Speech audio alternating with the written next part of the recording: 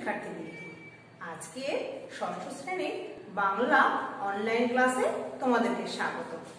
আমি নাইমা জফর, সিনিয়র শিক্ষক, সৃষ্টি central school and college, Rajshahi. প্রিয় শিক্ষার্থীরা, কেমন আছো সবাই? আশা করি সবাই আল্লাহর রহমতে ভালো আছো, আমিও ভালো আছি।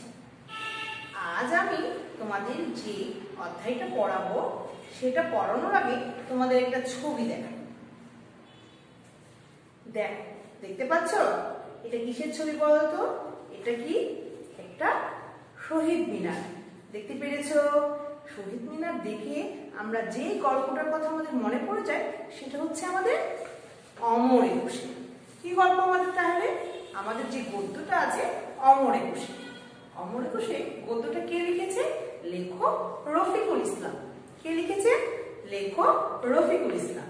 তোমরা কি রফিকুল ইসলামকে চেনো? আজ আমি তোমাদেরকে রফিকুল ইসলামের ছবি দেখাচ্ছি।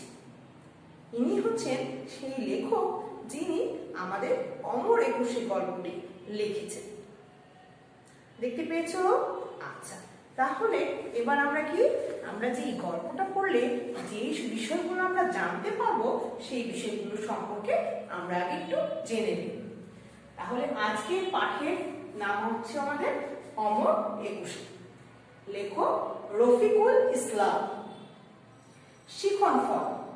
এই গল্পটা পড়লে আমরা যে বিষয়গুলো জানতে পারবো সেটা হচ্ছে বাঙালির অধিকার আদায়ে সংগ্রামী জীবনের পরিচয় সম্পর্কে বলতে পারবে তোমরা।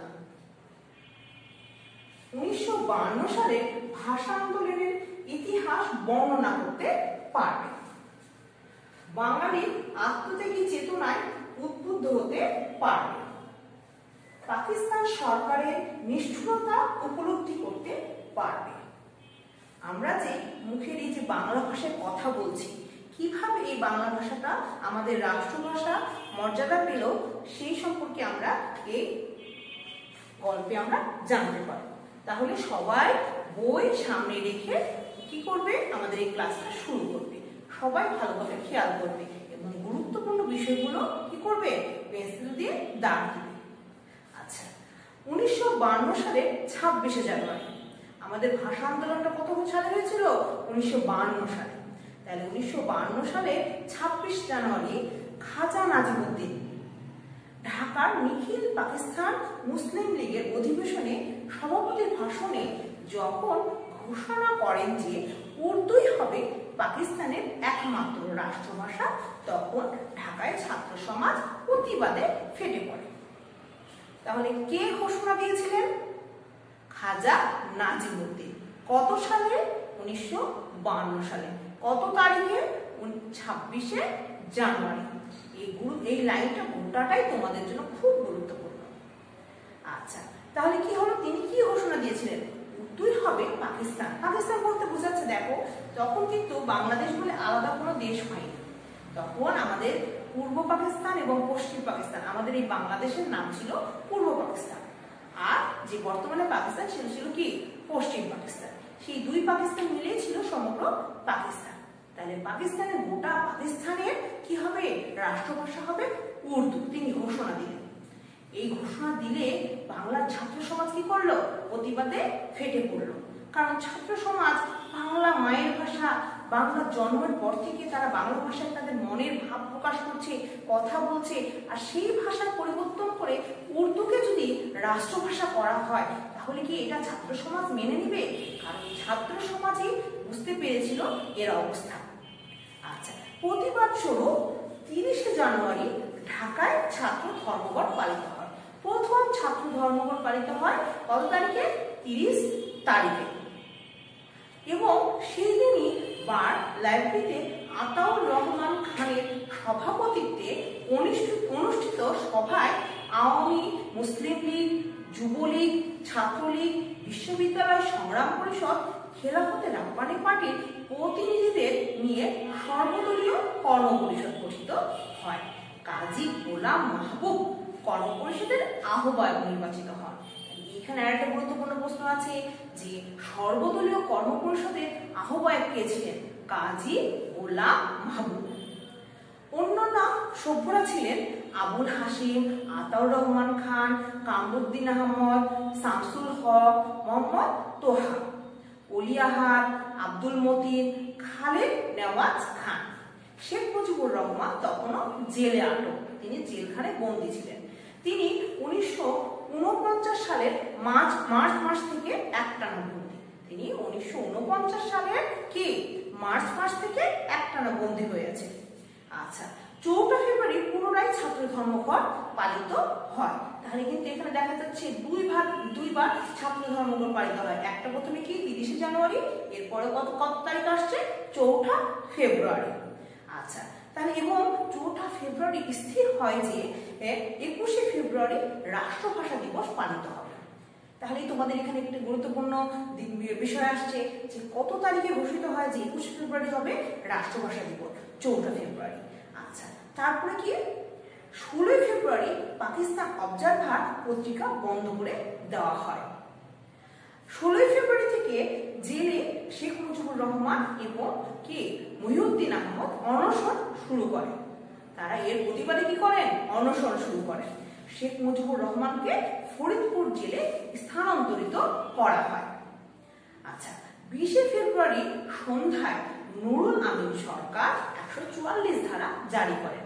তাহলে কে জারি করেন? নুরুল আমিন সরকার। কত তারিখে? 20 ফেব্রুয়ারি। 20 ফেব্রুয়ারি। যেহেতু আগে থেকে সিদ্ধান্ত হয়েছিল যে 21 ফেব্রুয়ারি রাষ্ট্রভাষা দিবস পালিত হবে, তাই কি করে পাকিস্তান সরকাররা আগে কি করে 20 ফেব্রুয়ারি কি করে 144 ধারা জারি করে। 144 ধারা জারি মানে কি? 144 ধারা মানে কোনো সভা সমাবেশ রাস্তায় বের হওয়া যাবে না। বেশি জন একসাথে মিলে রাস্তায় বের হলে কি করবে? পুলিশ গুলিবর্ষণ করতে পারে, লাঠিচার্জ করতে পারে, নির্যাতন করতে পারে। তাহলে কেউ কি কোনো প্রতিবাদ করতে পারবে না।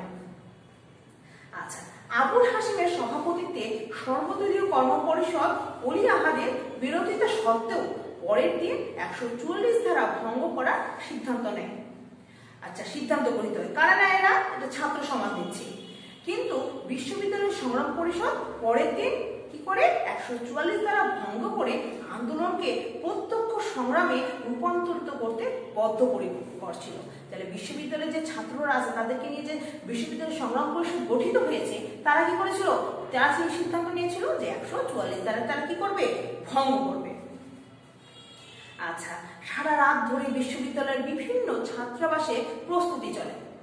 তারা কি করে? বিপন্ন তারা এই আন্দোলনকে 21 ফেব্রুয়ারিকে রাষ্ট্রভাষা দিবস পালন করার জন্য তারা কি করে? প্রস্তুতি গ্রহণ করে।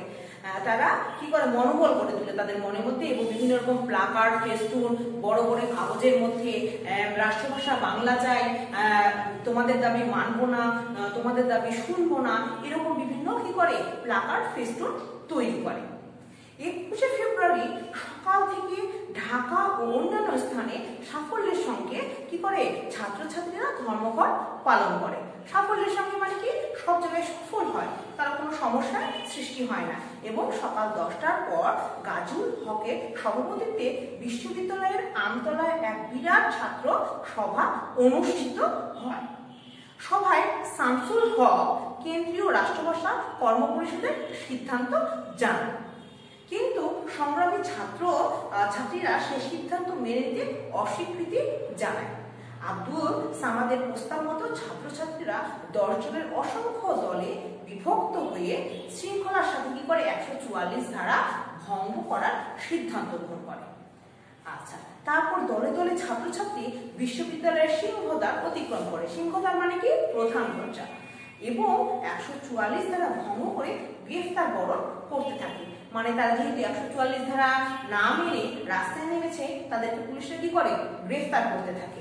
কিন্তু পুলিশ হঠাৎ কলাভবনের প্রাঙ্গণে কি করে? প্রবেশ করে এবং বেপরোয়া কি করে? আগুনে গ্যাস ছাড়ে, মানে চোখ জ্বালা করবে যে গ্যাসটা, এবং লাঠি চার্জ করে। ছাত্রছাত্রীদের উপরে হঠাৎ করে কি করে? লাঠি দিয়ে পিটানো শুরু করে। ফলে বহু ছাত্রছাত্রী আহত হয়। পরিস্থিতি উত্তেজনাপূর্ণ হয়ে যায়। ছাত্রছাত্রী কি শুধু মার খাবে, তারা কি করে? তারাও মানে খুব উত্তেজিত হয়ে পড়ে।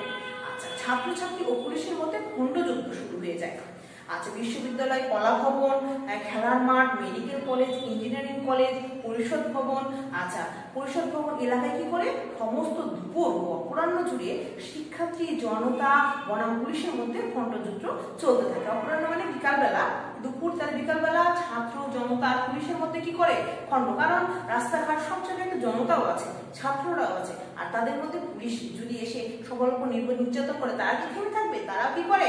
তারা তখন খণ্ডযুদ্ধ চলতে থাকে, বহু ছাত্রছাত্রী জনতা আহত হয়। এদিকে 3টের সময় পরিষদের অধিবেশন শুরু হবার কথা। ছাত্রছাত্রীরা পুলিশের জুলুমের প্রতিবাদ জানানোর জন্য শান্তিপূর্ণভাবে পরিষদ ভবনের দিকে যাবার চেষ্টা করে। যেহেতু পরিষদ ভবনে একটা সভা আছে, সেজন্য তারা কি করে? পরিষদ ভবনের দিকে যাওয়ার চেষ্টা করে। পুলিশ কোনো রকম সতর্ক না করে দিয়ে হঠাৎ মেডিকেল কলেজ হোস্টেলের সামনে কয়েক দফা গুলি চালায়। পুলিশ, পাকিস্তানের সরকারের যে পুলিশ আছে তারা কি করে? তারা ছাত্রছাত্রীদের উপর গুলি চালায়। প্রথম দফা গুলিতে রফিক উদ্দিন জব্বার এবং দ্বিতীয় দফা গুলিতে ঢাকা বিশ্ববিদ্যালয়ের ছাত্র আবুল বরকত শহীদ হন। আবুল বরকত কি হন? শহীদ হন। এখানে একটা গুরুত্বপূর্ণ প্রশ্ন আছে, প্রথম দফায় কে মারা যায় এবং দ্বিতীয় দফায় কে মারা যায়? তাহলে প্রথম দফায় আমাদের কে মারা যায়? রফিক উদ্দিন ও জব্বার, আর দ্বিতীয় দফায় আবুল বরকত শহীদ হন। তাই যখন এইরকম ভাবে পুলিশরা বাঙালি ছাত্র সমাজ জনতার উপর যখন আন্দোলন নির্যাতন করতে থাকে, তখন ছাত্ররা কি থেমে থাকবে? তারাও কি করে? আন্দোলন আরো বেড়ে যায়, আন্দোলন আরো বেড়ে যায়। এই বর্বর হত্যাকাণ্ডের খবর দাবানলের মতো শহরময় ছড়িয়ে পড়ে। দাবানলকে একটু আগুন লাগলে কিন্তু আস্তে আস্তে কি হয়? আগুনটা বাড়তে থাকে। ঠিক তেমনি এই যে একটা খবর, এই যে একটা জনতার উপর পুলিশের লাঠিচার্জ, গ্যাস নিক্ষেপ, তারপর কি হত্যা, এটা কি করে? সারা শহরের সব লোকজনের কি মুখে মুখে ছড়িয়ে পড়ে। এতে কি হয়? এতে চারিদিকে জনতা বিক্ষোভে ফেটে পড়ে। আচ্ছা, 22শে ফেব্রুয়ারি সকালে বিশ্ববিদ্যালয় এলাকায় এবং সর্বত্র কালো পতাকা উত্তোলন করা হয়। এই যে শহীদ হলো অনেক ছাত্ররা শহীদ হলো, জনতা শহীদ হলো, এদের জন্য কি করা হয়? কালো পতাকা উত্তোলন করা হয়। তারপর মেডিকেল কলেজ হোস্টেল প্রাঙ্গণে হাজার হাজার ছাত্র জনতা কি করে? এক গায়েবী জানাজায় সামিল হয়।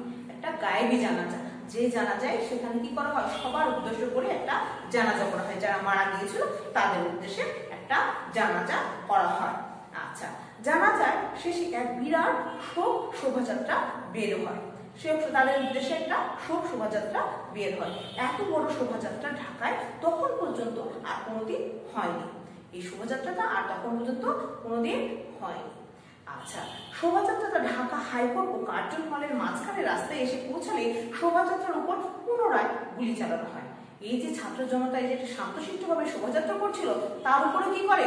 পাকিস্তানি শাসক গোষ্ঠী, পাকিস্তানের যে নির্ধারিত যে পুলিশরা আছে তারা কি করে? তারা গুলি চালায়। এর ফলে বেশ কয়েকজন হতাহত হয়। তাহলে কিভাবে তোমরা শিক্ষার্থীরা দেখতে পাচ্ছ যে একটা বাংলা ভাষা, এই যে আমরা মুখের ভাষা এত সুন্দর করে আমরা কথা বলছি, মায়ের মুখের ভাষা আমরা শুনেছি, আমরা বলতে পারছি, লিখতে পারছি, মনের ভাব প্রকাশ করতে পারছি।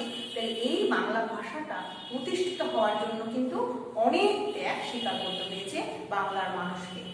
তারপরে কিন্তু আমরা পেয়েছি এই রাষ্ট্রভাষা। আচ্ছা শিক্ষার্থীরা, তাহলে আজকে আমরা এই পর্যন্তই পড়লাম। তোমরা এর মধ্যে থেকে যে গুরুত্বপূর্ণ লাইনগুলো তোমরা পড়েছো, সেখান থেকে তোমরা 5টা কি করবে? এসকিউ প্রশ্ন তৈরি করে হোমওয়ার্ক করবে। আর তোমরা খুব ভালোভাবে, আমি যতটুকু পড়ালাম খুব ভালোভাবে পড়বে। এই গল্পটা পড়লে আমরা কিন্তু আমাদের বাংলা ভাষার ইতিহাস সম্পর্কে জানতে পারবো, যে কত ত্যাগের মাধ্যমে আমাদের অর্জিত হয়েছে এই বাংলা ভাষা। তাহলে কি বাংলা ভাষার মর্যাদা রক্ষায় আমাদের কি করতে হবে? আমাদের অগ্রণী ভূমিকা পালন করতে পারবো। তাহলে শিক্ষার্থীরা আজ এই পর্যন্তই থাক। তোমরা সবাই বাড়িতে থেকে সুস্থ থাকো, ভালো থাকো। আল্লাহ হাফেজ।